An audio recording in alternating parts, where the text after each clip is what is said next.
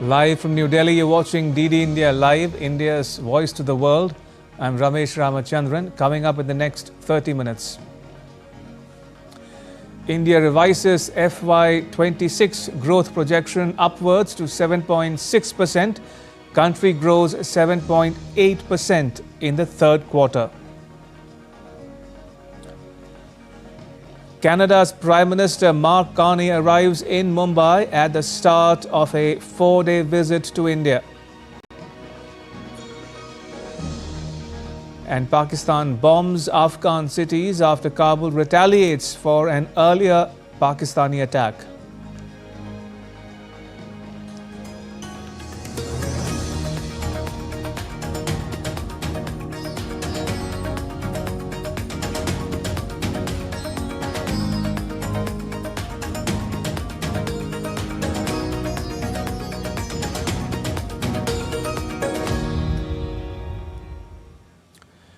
Afghanistan has said that the country wants to resolve its latest conflict with Pakistan through dialogue, hours after Pakistan's Defence Minister Khwaja Asif declared that there is now an open war between the two sides. The statement by the Taliban spokesperson came as Pakistan bombed Afghan cities, including the capital Kabul, on Friday, hours after Afghan forces attacked Pakistani troops in what the Taliban said was retaliation for earlier Pakistani airstrikes. Pakistan has claimed to have captured an outpost inside the Afghan border. Its military spokesperson claimed that airstrikes hit 22 Afghan army targets, killing 274 Taliban officials and militants. Tensions between the two countries have escalated sharply following cross-border airstrikes and military exchanges along the Durand Line, which is the de facto border between the two countries. Dear compatriots, in response to the recent airstrikes carried out by Pakistani forces in Nangarhar and Paktia, heavy attacks have begun tonight around 8 p.m. from Nangarhar and Kunar provinces. Calls for de-escalation and negotiations have been mounting globally as clashes between Afghanistan and Pakistan continue. Russia, the UK and Turkey have all urged both countries to halt cross-border attacks and resolve their differences by diplomatic means. Iran has offered to help facilitate dialogue between Kabul and Islamabad. China also said that it's willing to play a constructive role in diffusing the tensions. China has been mediating the conflict between Pakistan and Afghanistan through its own channels and is willing to continue to play a constructive role in easing tensions and improving relations between the two countries. China has requested that both countries ensure the safety of Chinese personnel, projects and institutions in Pakistan and Afghanistan. Despite mediation by Qatar, Turkey and Saudi Arabia, clashes continue to break out between Pakistan and Afghanistan. Here's a timeline of how tensions have been rising between the two neighbors. Between 11th and 19th October 2025, large-scale clashes took place between Afghanistan and Pakistan. They ended in a ceasefire mediated by Qatar, Turkey and Saudi Arabia. On 7th November 2025, fresh clashes broke out at Chaman's Bin Boldak border crossing. On 21st February 2026, Pakistan struck Afghanistan, claiming it targeted terror camps. At least 18, including women and children, were killed in the Pakistani strikes. On 26 February, Afghanistan retaliated, hitting Pakistani border posts. Pakistan's Defence Minister Khwaja Asif declared that the country is in an open war with Afghanistan. Bureau Report, DD India. Moving on, Iran has said that the US must drop what it's called excessive demands if a nuclear deal is to be reached, even as negotiators reported progress after the latest round of talks in Geneva. The Oman-mediated negotiations come amid rising tensions, with US President Donald Trump warning of possible military action and setting a 15-day deadline for Iran to reach an agreement. Tehran insists that the talks should focus only on its nuclear program. But Washington, D.C. is also seeking limits on Iran's missile program and its support for militant groups.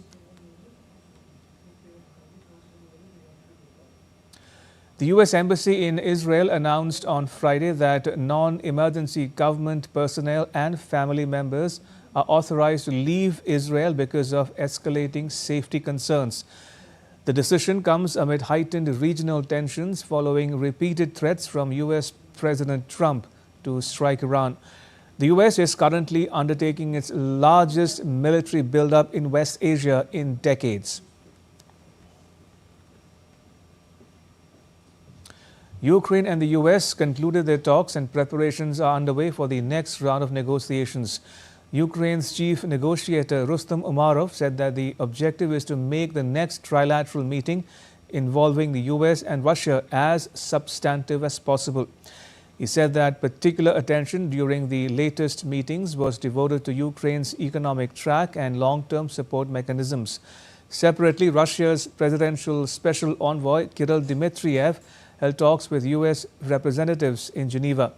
He declined to comment on the results of negotiations with the US. After the talks, Ukraine's President Volodymyr Zelensky said that trilateral talks are likely to take place in Abu Dhabi in March. The talks would aim to prepare the way for a meeting of Ukraine and Russia's leaders. There is more readiness for the next trilateral meeting. Most likely, the next meeting will be in the Emirates, in Abu Dhabi. We expect the gathering to happen at the beginning of March to finalize everything that was agreed for real security guarantees. To prepare a meeting at the level of country leaders, this particular format could advance many things. Former US Secretary of State Hillary Clinton told a committee of lawmakers that she did not remember ever meeting the late sex offender Jeffrey Epstein. Clinton said that she had no information to share about his criminal activities. She delivered a closed-door deposition to the House of Representatives Oversight Committee in New York City on Thursday. She characterized her knowledge of Epstein's associate Ghislaine Maxwell as casual, describing her as an acquaintance. Hillary Clinton and her husband, former President Bill Clinton, initially refused to testify before the committee, but relented when lawmakers moved to hold them in contempt of the legislature. Hillary Clinton expressed confidence that her husband knew nothing of Epstein's crimes when they were still in contact. Bill Clinton is expected to testify before the committee on Friday.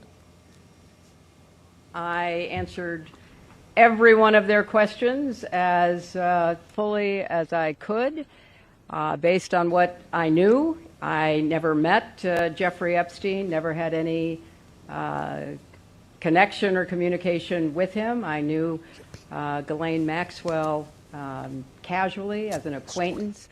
I think the chronology of the connection that he had with Epstein ended several years before anything about Epstein's criminal activities came to light. Canada's Prime Minister Mark Carney arrived in Mumbai on Friday at the start of a 4-day visit to India. He'll meet business leaders in Mumbai. He will fly to New Delhi on 1st March and meet Prime Minister Modi there on the 2nd. External Affairs Minister S. Jaishankar will call on Prime Minister Carney. The Canadian leader will address the India-Canada CEOs Forum as well.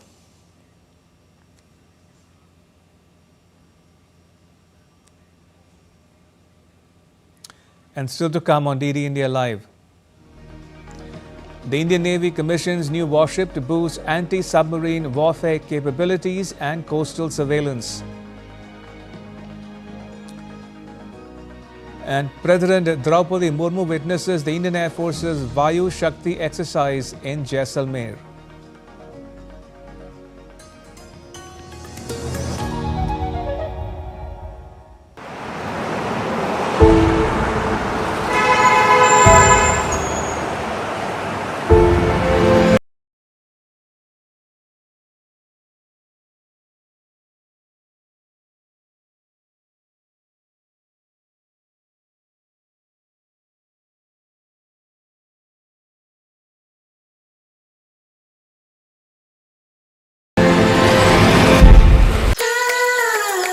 The land of forests, nature's hidden jewel. Jharkhand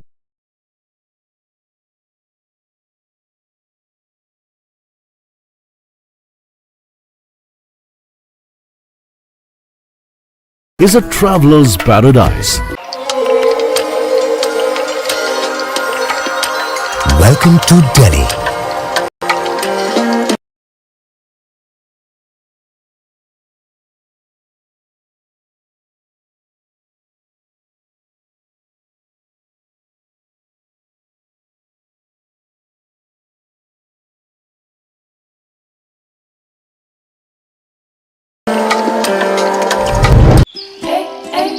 One of India's newest states. One of India's oldest lands.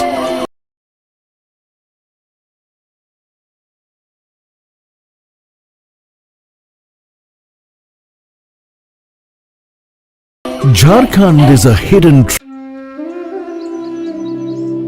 Take a front seat to witness the grandeur.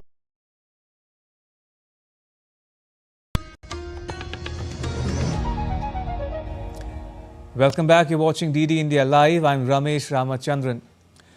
President Draupadi Murmu witnessed the Indian Air Force's exercise Vayu Shakti at Pokhran in Rajasthan on Friday.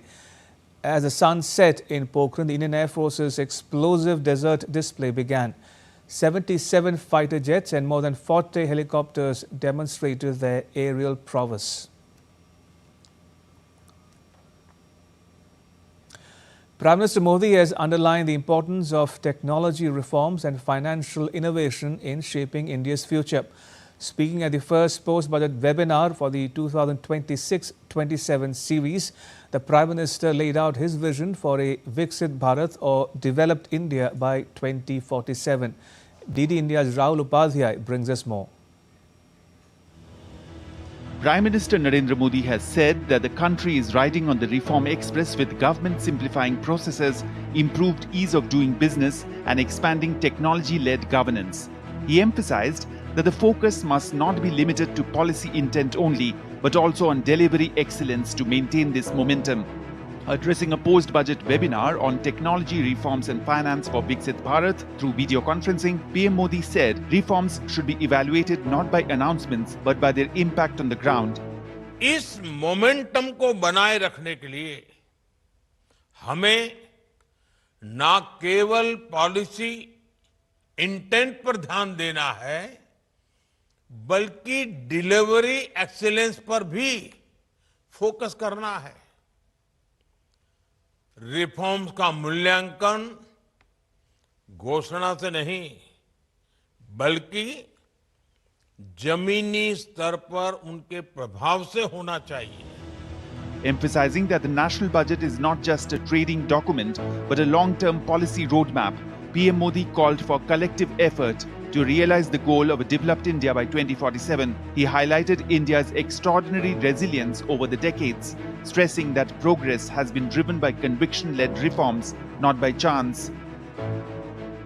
पिछले एक दशक में भारत ने असाधारण resilience दिखाई है और ये संयोग से नहीं आई है। हमारी रेजिलियंस कन्विक्शन ड्रिवन रिफॉर्म्स की देन है। हमने प्रोसेसेस को सरल किया है, ईज ऑफ डूइंग बिजनेस को बेहतर बनाया है, टेक्नोलॉजी लेड गवर्नेंस का विस्तार किया है,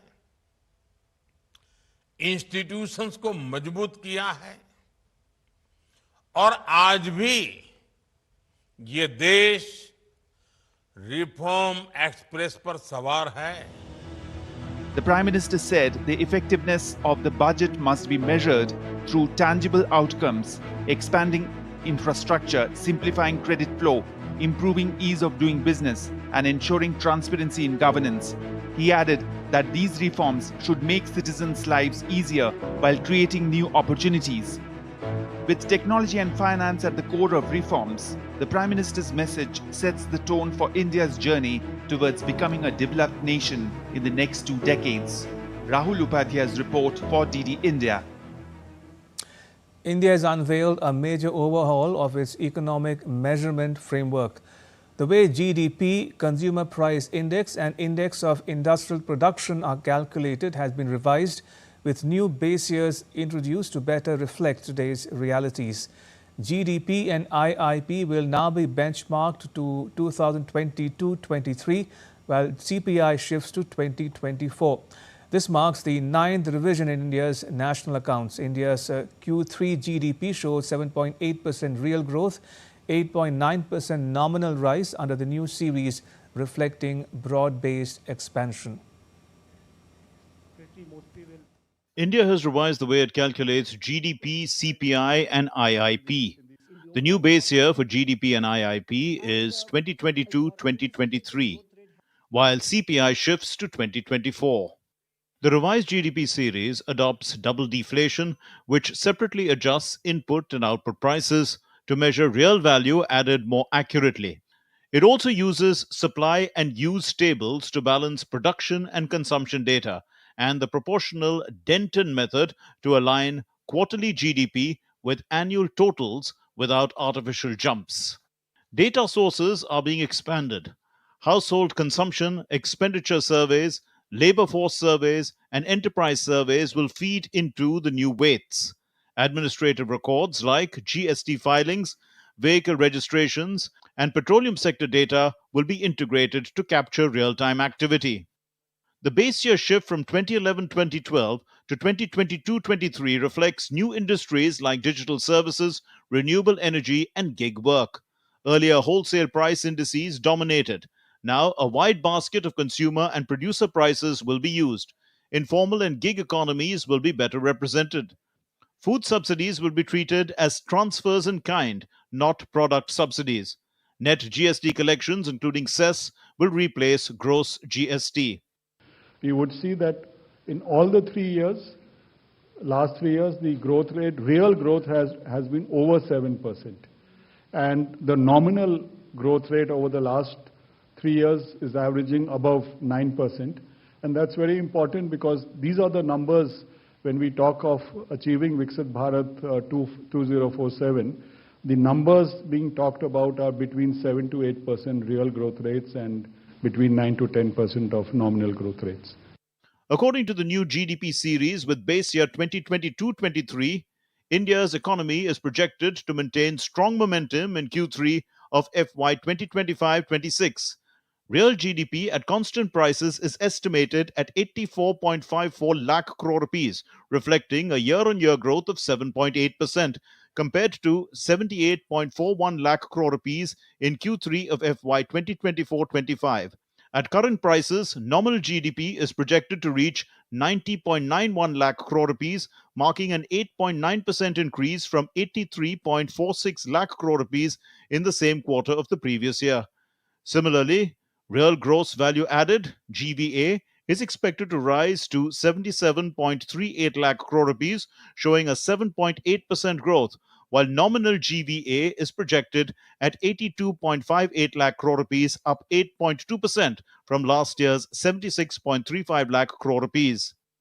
Subsequent to the economic survey and the budget presentation, we also have had the framework agreement with the United States arrived at, etc. And therefore, we are increasing our GDP growth outlook for FY 27 from 6.8 to 7.2 previously to between 7 and 7.4% under the new series.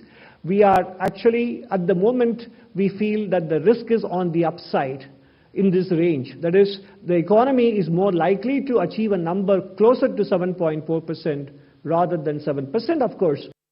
The figures highlight a broad-based expansion across sectors, underscoring sustained economic resilience under the revised National Accounts Framework. The new methodology, the 9th in the series of revisions, ensures India's growth story is measured against today's realities, giving policymakers and businesses sharper insights into the economy's true prospects. Bureau Report, DD India. The Indian Navy on Friday commissioned its anti-submarine warfare shallow watercraft, the INS Anjadeep, in Chennai. The third vessel of the 8-ship anti-submarine warfare shallow watercraft project was commissioned by the Navy Chief Admiral Dinesh K. Tripathi. Anjadeep is a state-of-the-art vessel specifically designed to address the challenges of the littoral combat environment, the coastal and shallow waters vital for the nation's security. Addressing the commissioning ceremony, the Indian Navy Chief Dinesh Tripathi echoed the vision laid out by Prime Minister Modi and Defence Minister Rajnath Singh, stressing that indigenization in defence production strengthens operational preparedness and national security. Take a listen. Our Raksha Mantri Shri Rajnath Singh ji had said that indigenization in defence production enhances operational preparedness and strengthens national security.